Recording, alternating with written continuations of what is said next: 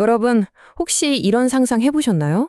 나는 법원에 가본 적도 없는데 어느 날 갑자기 소송에서 졌다는 통보를 받는 거예요. 정말 황당하겠죠? 그런데 이게 그냥 영화 속 이야기가 아닙니다. 실제로 일어날 수 있는 일이에요. 그래서 오늘 바로 이 유령 소송, 나도 모르게 패소하게 되는 이 기막힌 상황에 대해 한번 파헤쳐 보겠습니다. 자, 그럼 다시 한번 딱 짚고 넘어가죠. 소송이 걸렸다는 사실조차 까맣게 모르고 있는데 패소할 수 있다? 이게 과연 법적으로 가능한 일일까요? 놀랍게도 정답은 그렇다입니다. 네, 가능해요. 아니, 어떻게 이럴 수가 있나 싶으시죠? 하지만 너무 걱정부터 하지 마세요. 다행히도 우리 법에는요, 이렇게 억울한 상황을 바로잡을 수 있는 일종의 안전장치가 마련되어 있거든요. 자, 그럼 첫 번째 파트입니다.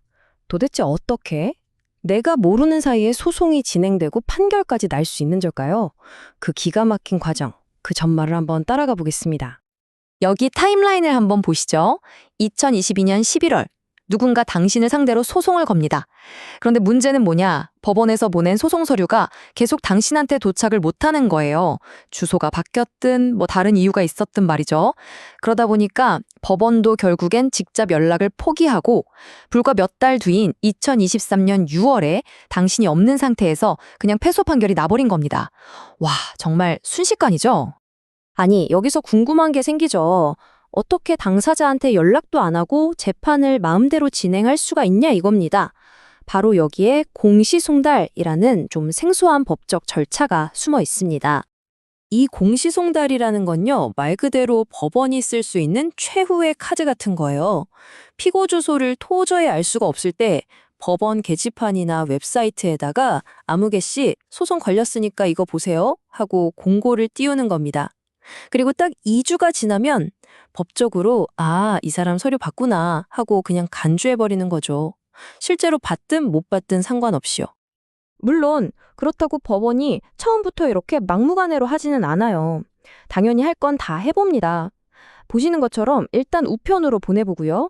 이것도 반송되면 법원 집행관이 직접 주소지로 찾아가 보기도 해요.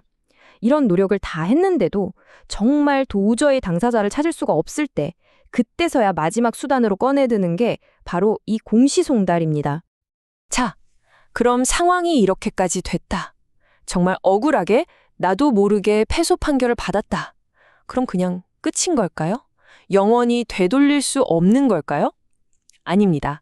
다행히도 우리에게는 구원의 동아줄이 하나 남아 있습니다. 그 이름은 바로 추후 보완 항소입니다. 좀 어렵죠?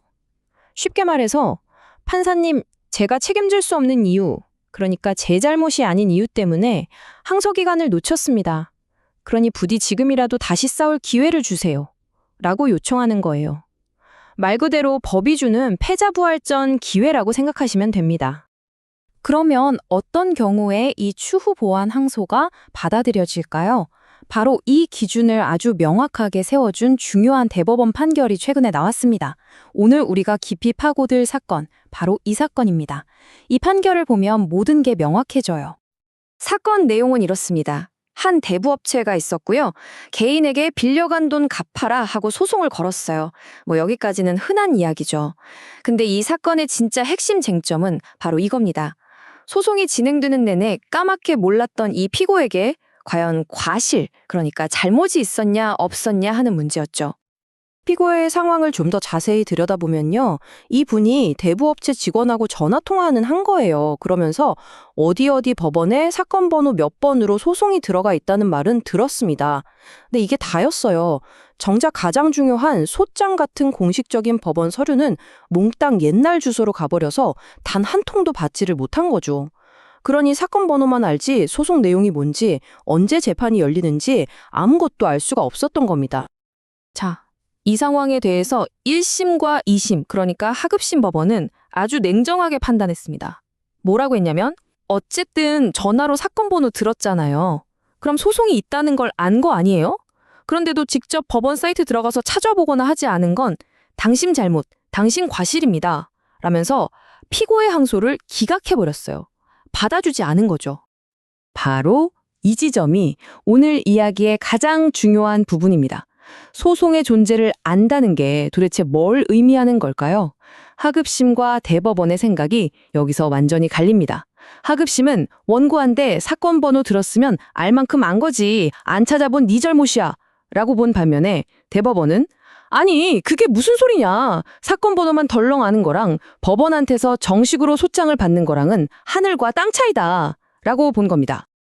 대법원의 판결문 핵심을 보면 이렇습니다. 원고한테 전화로 소송이 제기됐다는 사실이랑 사건 번호를 들었다. 이 사실 하나만 가지고 피고가 잘못했다고 단정할 수는 없다. 딱 이렇게 정리한 거예요. 다시 말해 전화통화 한 번 했다고 해서 공식 서류도 못 받은 사람을 탓할 수는 없다는 거죠. 이게 바로 국민의 권리를 지켜주는 정말 중요한 판결입니다. 대법원이 왜 이렇게 판단했는지 그 이유를 보면 정말 명쾌해요. 첫째, 피고가 일부러 소송을 피하려고 도망 다닌 게 아니라는 점. 둘째, 이 사람은 공식 서류가 오면 그때 제대로 대응해야지 하고 기다리고 있었다는 점. 셋째, 소송 걸렸다고 첫 재판날 바로 판결이 나버릴 거라고 누가 상상이나 했겠냐는 거죠. 그리고 가장 중요한 것, 자신을 변호할 수 있는 이 재판받을 권리는 헌법이 보장하는 국민의 기본권이라는 대원칙을 다시 한번 확인시켜 준 겁니다. 그래서 최종 결론은 어떻게 됐을까요? 네, 대법원은 하급심의 결정을 파기하고 사건을 다시 재판하라고 돌려보냈습니다. 이걸 파기환송이라고 하죠. 이제 이 피고는 드디어 법정에서 자신의 억울함을 제대로 이야기할 소중한 기회를 다시 얻게 된 겁니다. 자, 지금까지 좀 복잡한 법 이야기를 한 것 같은데요.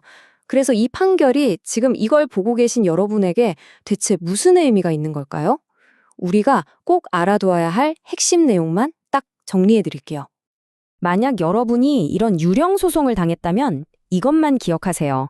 첫째, 법정에서 나를 변호할 권리는 정말 강력하게 보호받는다는 것.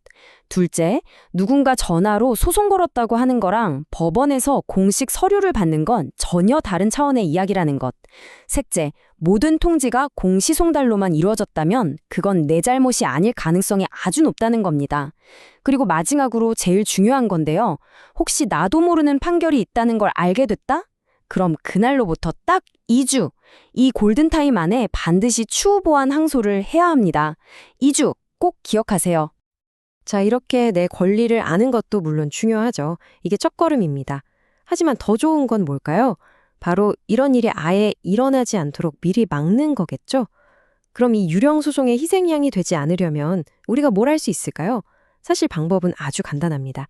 내가 이사 갈 때마다 주민센터 가서 전입신고 잘하고 법원이나 은행 같은 곳에 등록된 내 주소 정보를 항상 최신 상태로 유지하는 거예요. 정말 별거 아닌 것 같지만 이것만 잘 챙겨도 법 앞에서 내가 투명 인간이 되는 최악의 상황은 막을 수 있습니다. 오늘 내용 보시고 나서 한 번쯤 내 정보가 잘 업데이트되어 있는지 확인해 보시는 건 어떨까요?